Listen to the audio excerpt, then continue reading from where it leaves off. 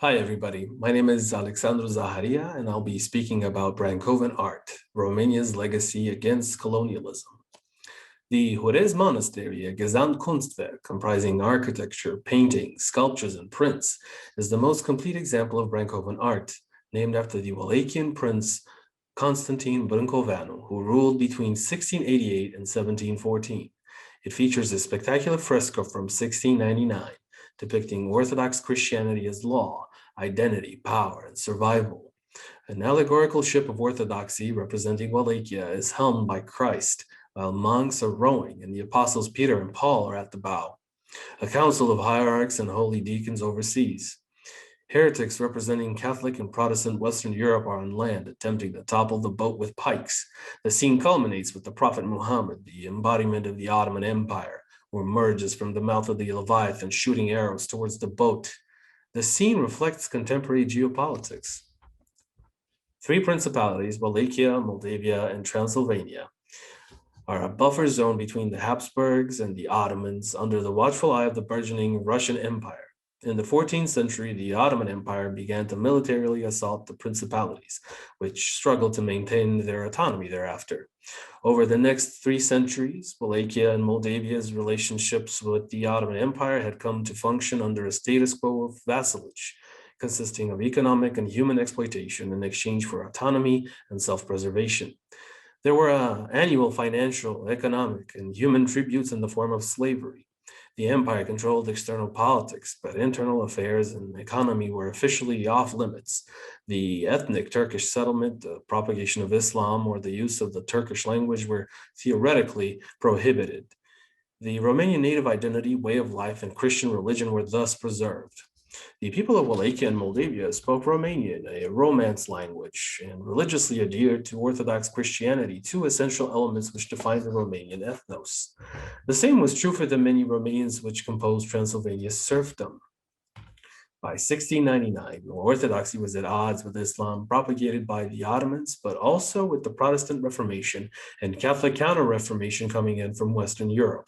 The Habsburg Empire had absorbed Transylvania from the Turkish sphere of influence that same year and promoted the conversion of Romanians from Orthodoxy to Catholicism. Brâncoveanu, a peaceful but cunning negotiator, sought to secure sovereignty on multiple fronts.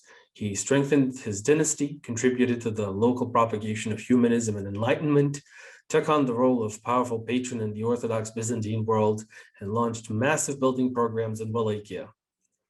2.5 centuries after the fall of Constantinople, Byzantium was still a symbol of anti-Ottoman resistance. All internal policies were enacted under the protection of his covert external policy of geopolitical equilibrium. Brâncoveanu downplayed the Ottoman pressure with his negotiating talent and Medici-like financial power. Behind the scenes, he forged alliances with the Austrians and the Russians. At home, the massive building program was dominated by churches and monasteries, the artistic embodiment of religious power. From a distance, Brankovan art seems to be a Byzantine variation.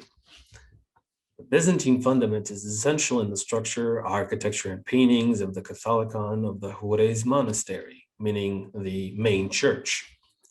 The porch features a scene of the Last Judgment, which provides a stern message for those who might be influenced to renounce orthodoxy in favor of any other faith. The narthex features portraits of the extended family tree of Brâncoveanu. On his mother's side, the prince hailed from the Cantacuzenos Byzantine imperial family. On his father's, he was a descendant of the Wallachian ruling house of Basarab. His genealogy legitimized authority. In the narthex, there is also a donor portrait of the prince and the rest of the princely family, his wife, Maria, and their children, including the desired heir, Constantine II. The tradition of this type of portrait is ultimately traceable to the emperors Justinian and Theodora mosaics from the San Vitale Basilica in Ravenna. The ceiling of the church is another masterpiece in itself, which purposely combines Byzantine-style painting and structural form to create an earthly vision of the heavens. The structural plan of the Catholicon is a variation of a Romanian architectural type, traceable to the 10th century Holy Apostles Soulaki Church in Athens, some 800 years earlier.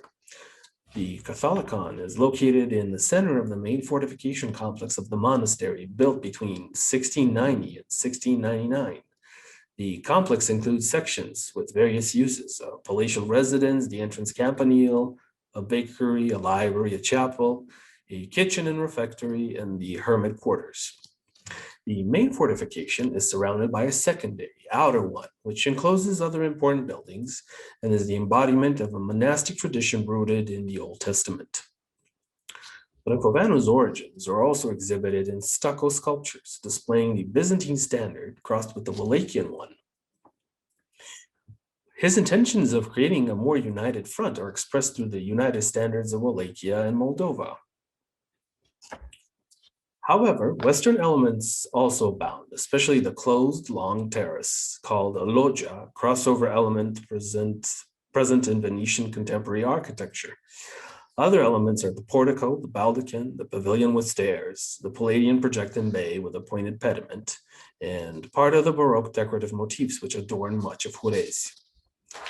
Eastern influences came from the Ottomans through the Balkans. The Western Wall entrance door and the Virgin Mary Chapel wall both feature the Aculate arch, which reminds of Persian arches. The iconostasis metal ornaments, certain Baroque pictorial elements, and the sculpted frame of the main church are traceable to Persian floral motifs, which all contribute to the Persian idea that a palace must blend into the surrounding natural environment. To local traditions, Brankovan art freely adapts Western and Eastern foreign artistic influences, creating a unique synthesis. Despite that, Brankovan art remained traditionalist, the expression of a pre-national culture that needed protection in order to flourish into a national identity. Being used in the building of Orthodox monasteries and princely palaces, edifices which strengthened local society, Brankovan art countered imperialism. Brankovano's reign and subsequent murder by the Turks consecrated the pinnacle of Romanian pre-national culture. Wallachia was never annexed to the Ottoman Empire and, along with Moldavia, maintained its autonomy. The two principalities united in 1859 to form Little Romania. In 1918, Transylvania joined Little Romania to create the modern Romanian nation state. In that same period, at the end of World War I, the Ottoman, Austro-Hungarian, former Habsburg, and Russian Tsarist empires collapsed, a necessary condition for Romanian nationhood. The king and queen of a unified Romanian nation were crowned at a cathedral built in a modern iteration of the Brankovan style. This architecture, entitled Neo-Brankovan or Neo-Romanian, was spurred by the desire of 19th century artists and architects to express the true character of Romanian culture. Brankovan art and its scion, Neo-Romanian, could engage in a dialogue with post-colonialism in art history. Scholars of post-colonialism discuss and condemn the negative effects of colonialism in the modern era. This discourse focuses on three harms the colonizers have done unto the colonized: the appropriation of art, the imposition of culture, and a non-inclusive centralized history, and the denigration through propagandistic Orientalist art. However, post-colonialism has a rather restrictive area of focus. Only the former Western colonists, ignoring the Ottoman Empire, the Habsburgs, or the Russians. It also only considers successful colonization, excluding failed attempts which caused a lot of harm in themselves. Brankovan art could become part of the post-colonial conversation, as it is the product of a society under colonial threat. However, Romanians have not had their art appropriated, but rather they appropriated of their own accord the art of the would-be colonizers.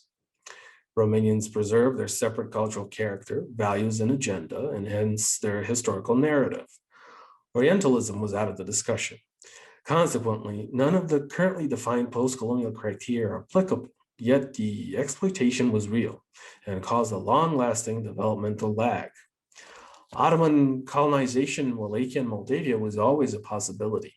The Habsburg domination in Transylvania starting in the 18th century continued to exacerbate the quasi-colonial conditions the Romanians had been living in there since the Middle Ages.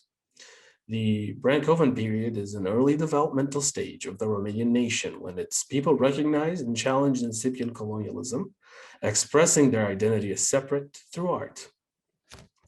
In the postmodern world, colonialism is largely a method of the past. However, its root, imperialism, is still manifested through military threats, crude capitalism, financial markets, globalization, and indiscriminate acculturation, perpetuating a pre-existing world order.